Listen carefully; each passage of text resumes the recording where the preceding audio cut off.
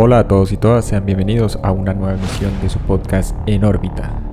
Como se ha vuelto habitual, en cada episodio quiero agradecer, antes de dar inicio al tema que traigo para hoy y que deseo compartir con todos ustedes, mis queridos podescuchas, a todas aquellas personas que se han seguido sumando y vinculando a través de las diferentes plataformas, ahora también a través del nuevo canal de Telegram. Mil gracias a todos ustedes, un saludo cordial para Rodrigo, para David, para Laura, para Cefe. Mil gracias a todos por la sintonía, por el seguimiento, por la retroalimentación positiva en relación a cada uno de los nuevos episodios, y a todas aquellas personas que desde luego se habían sumado al experimento de Ruido Rosa. Mil gracias por su participación y por estar atentos a cada emisión. Recuerden que durante los meses de junio 2024 y julio se estarán desarrollando los cursos que son 100% personalizados online para la experiencia fuera del cuerpo. Pueden contactar para aquellos que estén interesados en orbitapodcast1@gmail.com o hacerlo también a través de academiadeproyeccionastral@gmail.com. Y pueden escribir vía Telegram para aquellos que estén fuera de Colombia. El indicativo es más 57 317 467 2378. Repito, más 57 317 467 2378. Si no lo tienen, simplemente descargan la app y me agregan y allí podemos charlar.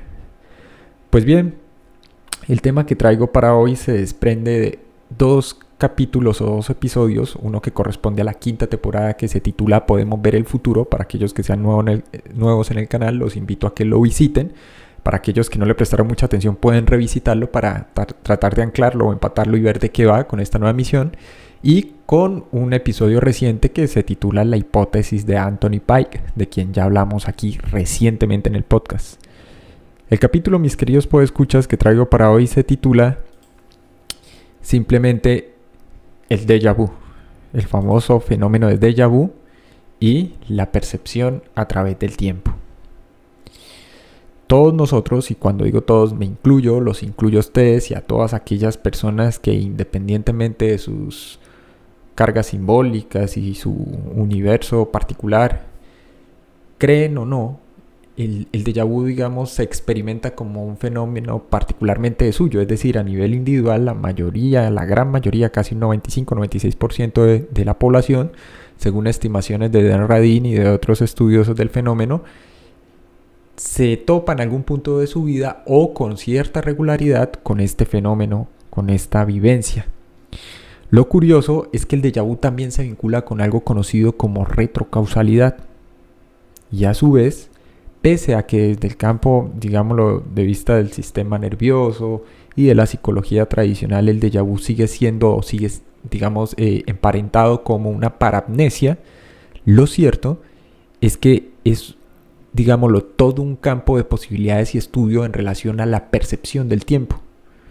Cuando hablábamos también en algún otro de los podcasts acerca de la naturaleza, de la realidad, de lo real, indiscutiblemente, más allá de entender tiempo y espacio como dimensiones y como partes constitutivas de eso que sería como el telón de fondo sobre el cual transcurre la existencia que denominamos física, resulta que el tiempo, a efectos prácticos, tiene un formalismo, se le llama eso, un formalismo conceptual, y una división perceptual entre pasado, presente y futuro, o futuros en plural si cabe. Y sin embargo, digamos, eso es lo que se conoce tradicionalmente en cosmología, en física, como flecha del tiempo, que es un concepto que introduce y desarrolla suficientemente el físico inglés David Bohm, las flechas del tiempo, para aludir a la dirección aparente en la que, de forma natural y cotidiana, el tiempo avanza, es decir, de atrás hacia adelante. Y de hecho, si pudiésemos mentalmente representarnos el tiempo, que es lo que hacen, como una dimensión más, pues sería eso, en el sentido de atrás a adelante o de atrás hacia adelante.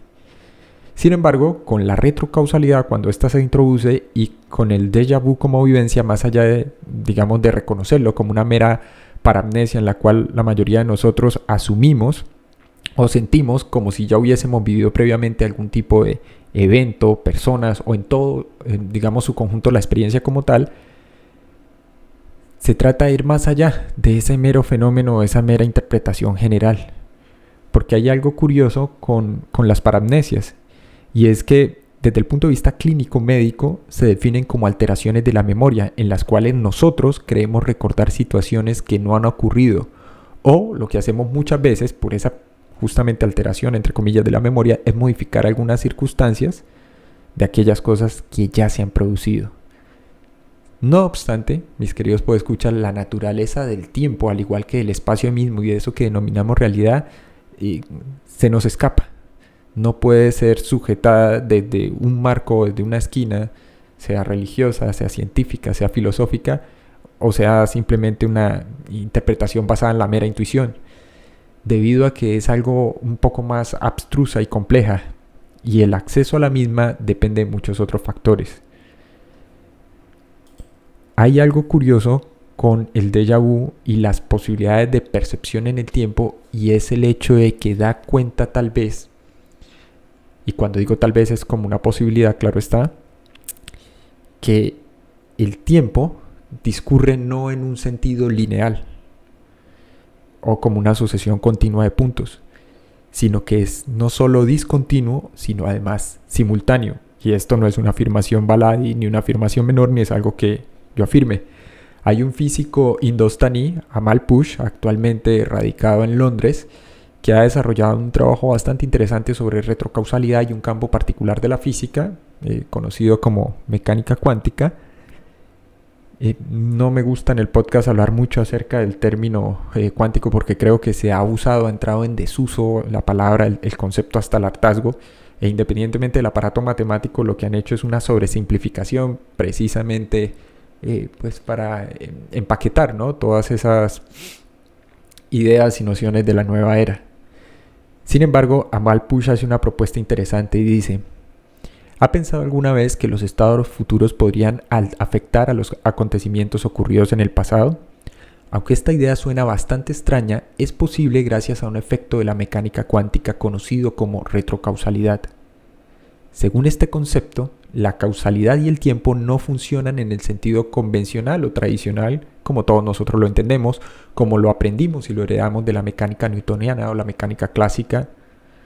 Y sorprendentemente un efecto puede ser anterior a su causa, invirtiendo así también la misma direccionalidad del tiempo.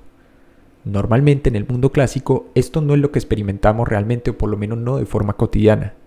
Para cada causa hay un efecto correspondiente, pero funcionan secuencialmente y no a la inversa.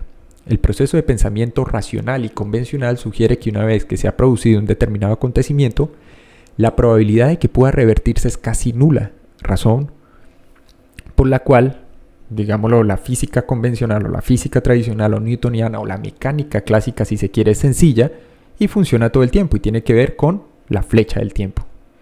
En general, la flecha del tiempo apunta en una única dirección, hacia adelante, y este es uno de los principales retos sin resolver de los actuales fundamentos de la física moderna, porque los físicos realmente, y al final del día, no saben a ciencia cierta porque la naturaleza del tiempo en apariencia se nos muestra, se nos presenta y representa de esa forma.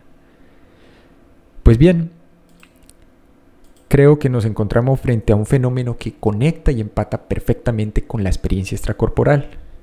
Y aquí también, hoy voy a hacer varias referencias para que estén atentos.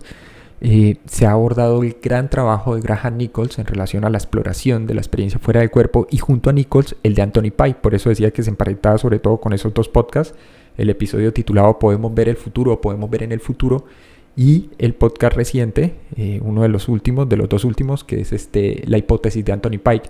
La hipótesis de Pike es básicamente que el déjà vu es el común denominador, o es el fenómeno a partir del cual se podría intentar abordar y entender casi que el grueso de experiencias y vivencias que son empaquetadas o etiquetadas o categorizadas como paranormal. Esto incluye desde luego las experiencias cercanas a la muerte, la precognición, la visión remota, los sueños lúcidos y la experiencia fuera del cuerpo, por nombrar solo unas pocas.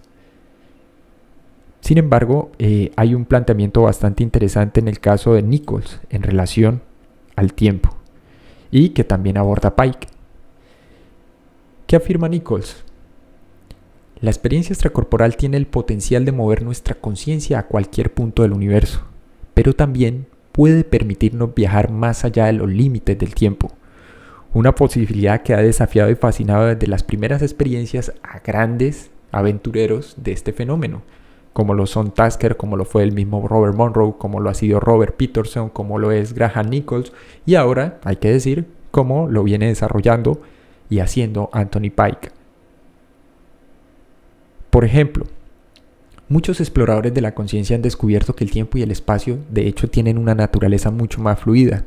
El famoso visor remoto, por ejemplo, que desarrolla sus habilidades como parte de su incursión en el programa secreto Stargate estadounidense, de quien ya hablamos, Joseph McMonigal, descubrió que el tiempo no era un obstáculo más que cualquier otro y que su naturaleza maleable le permitía al individuo, en un estado consciente específico, ver más allá de los límites y del campo lineal de este. De hecho, muchos, por ejemplo en el terreno de la parapsicología, así como algunos físicos, ya nombramos a Pujash, creen ahora que el futuro puede influir en el pasado.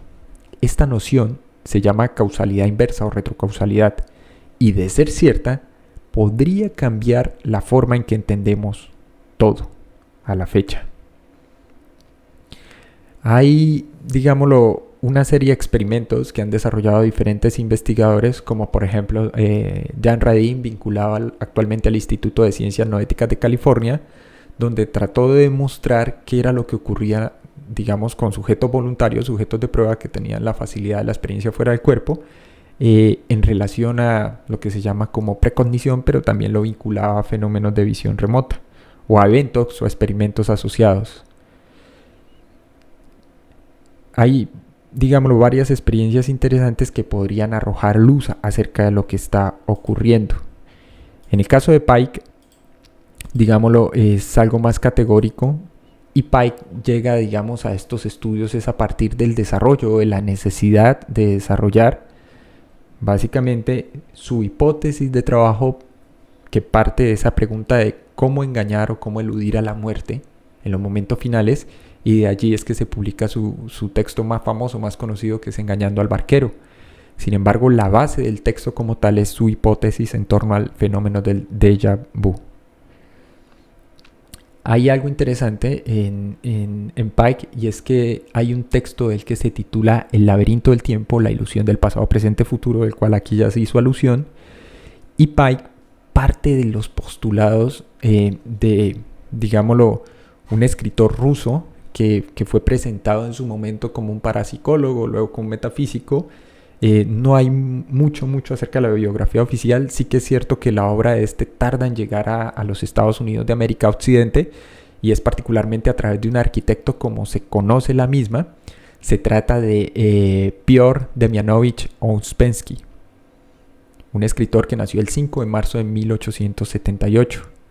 Y Piotr Demianovich desarrolla uno de los textos, diría yo, que son cumbre y son referente en la literatura, si se quiere, no me atrevería a decir ni siquiera que esotérica, sino que está en un punto intermedio divagando, porque retoma varios conceptos que más tarde va a adoptar la mecánica cuántica, y parte de los postulados del filósofo alemán Immanuel Kant, específicamente de lo que él llama, de su percepción o interpretación, pues, del espacio y el tiempo. Categorías kantianas, espacio y tiempo como categorías, para también hacer una interpretación de lo que sería la realidad. Y Ouspensky estaba convencido de que era posible el recuerdo de sí mismo, y aquí es cuando nuevamente entonces aparecerán las nociones de retrocausalidad y del famoso déjà vu. ¿Qué es lo que hace Ouspensky y por qué le interesa tanto al autor Anthony Pike? Pues bien, Ouspensky está totalmente convencido no solo de que el hombre vive múltiples vidas de forma simultánea, independientemente de esas concepciones que se asocian con el multiverso, la simultaneidad, los paralelismos, o cuando la gente dice existencias paralelas y cosas de esas.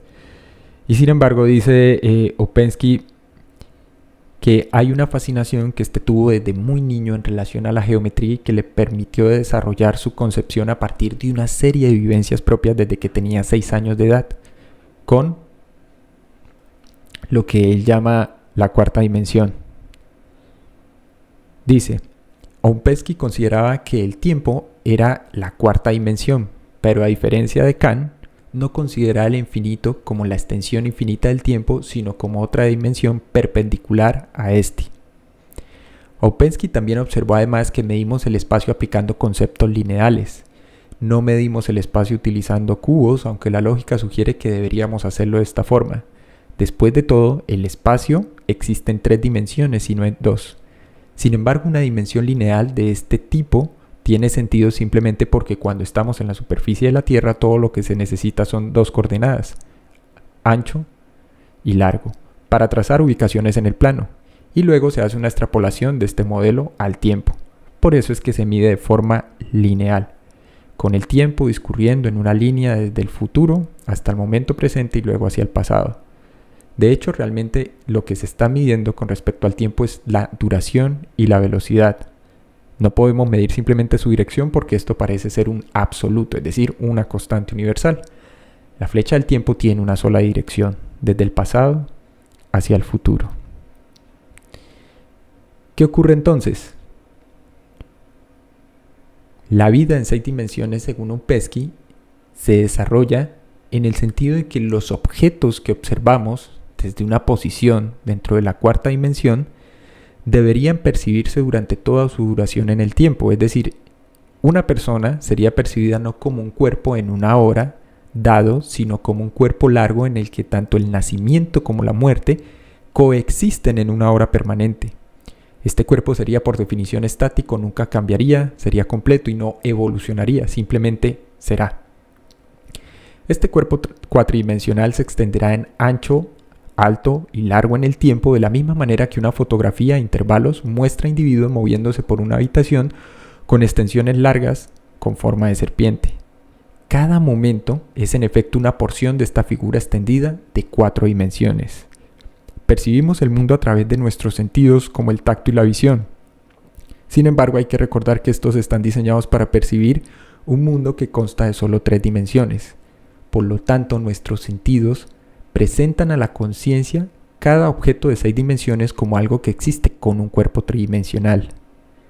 De hecho, tenemos una idea vaga sobre la 4ª dimensión, el tiempo, pero se trata de un sentido muy mal definido que ha desafiado a los filósofos durante siglos. Lo único que podemos percibir del tiempo es su dirección, y sin embargo es una dirección aparente. Sentimos que el tiempo pasa o que viajamos a través de él. Las otras 2 dimensiones del tiempo no pueden ser comprendidas por nuestros sentidos, pero aún así existen independientemente de estos. Para Ouspensky, la 5ª dimensión del espacio-tiempo es una línea que corre perpendicular a la siempre percibida línea del tiempo lineal que va desde el futuro hasta el ahora y el pasado. Pero esta no es una línea, sino muchas. Y en cada punto de la hora habrá un tiempo alternativo. Esta es más o menos, y grosso modo, la visión general de Ouspensky acerca de, claro está, no solo la retrocausalidad y la naturaleza del tiempo, sino la forma en la que interactuamos con eso que llamamos realidad. Todos los desplazamientos físicos, todos los desplazamientos de un individuo en el espacio implican un tiempo determinado. ¿De qué está hablando entonces Pike y por qué le interesa sobre todo el trabajo o la interpretación que hace del tiempo Ouspensky? Él afirma: ¿cómo puede alguien tener un conocimiento anticipado del futuro si este aún no ha sucedido? El pasado tampoco existe, pero ha sido vivido y como tal permanece en la memoria de cada individuo. De hecho, esos recuerdos pueden compartirse con otras personas para demostrar que los acontecimientos han ocurrido realmente. Esto es lo que se conoce en neurociencias como conciencia consensual o recuerdos consensuales. Todos los involucrados coinciden en que todo ha tenido lugar y realmente ocurrió así. Basta con reunirse con un grupo de amigos con los que se ha compartido a lo largo del tiempo o con el núcleo familiar inmediato. Pero el futuro es diferente. No podemos llegar a un acuerdo sobre eventos futuros porque esto aún está por suceder. Podemos hacer conjeturas sobre lo que puede ocurrir, pero esto es todo lo que se sabe. Se trata de una extrapolación de datos y de la información que tenemos disponibles. Recuerden que esta de hecho es la forma como opera normalmente nuestros cerebros, a través de una función de carácter predictivo, y es mediante anticipación como el cerebro físico nos permite desarrollarnos e interactuar y desenvolvernos, y es parte de los mecanismos guías de lo que fue el proceso de evolución biológica de nosotros como especie. Algunas personas, sin embargo, parecen ser capaces de predecir con gran precisión lo que está por suceder en el futuro cercano, medio e incluso en el futuro lejano. La hipótesis de Pye de engañar al barquero sugiere una respuesta. Hay que abordar y partir del extraño y curioso fenómeno subjetivo conocido como déjà vu. Se trata de una extraña sensación de familiaridad que en realidad es un recuerdo, y esta es la hipótesis de Pye, de una vida pasada, en la que el sujeto está experimentando un evento por lo menos, o al menos, una segunda vez. Investigaciones recientes en el campo de las neurociencias, en el campo de la psicología cognitiva y de carácter histórico, han demostrado que al menos el 70% de la población humana ha experimentado esta sensación. Esto sugiere que un número similar de personas está reviviendo, y esta ya es una afirmación de Pye, una vida ya vivida, que es técnicamente lo que se conocería como el déjà vu. Entonces ya no se trataría simplemente de un caso de paramnesia o de una alteración de la memoria. Si este es el caso, entonces es posible que algunos de nosotros podamos recordar un evento que aún no ha ocurrido en este mundo, pero que ya fue experimentado en otro. Al final se trataría de que somos capaces de predecir el futuro recordando el pasado. Y a su vez, alterar, modificar o ajustar aquellas cosas que han ocurrido y que van a ocurrir simplemente haciendo modificaciones del pasado, y aquí es cuando se introduce entonces la noción de retrocausalidad. Pues bien, mis queridos podescuchas, sé que esto parece ser apenas un gran preámbulo, una apertura, y de hecho así lo es, porque este tema no solo es de largo aliento, sino que es bastante abstruso y profundo y requiere ser desarrollado en diferentes etapas o momentos. Así que prometido, esta es la primera parte de lo que será una saga en relación a la naturaleza, la concepción y comprensión del tiempo y cómo esto se emparenta con la experiencia fuera del cuerpo. Mil gracias a todos por la atención y nos veremos en una próxima emisión.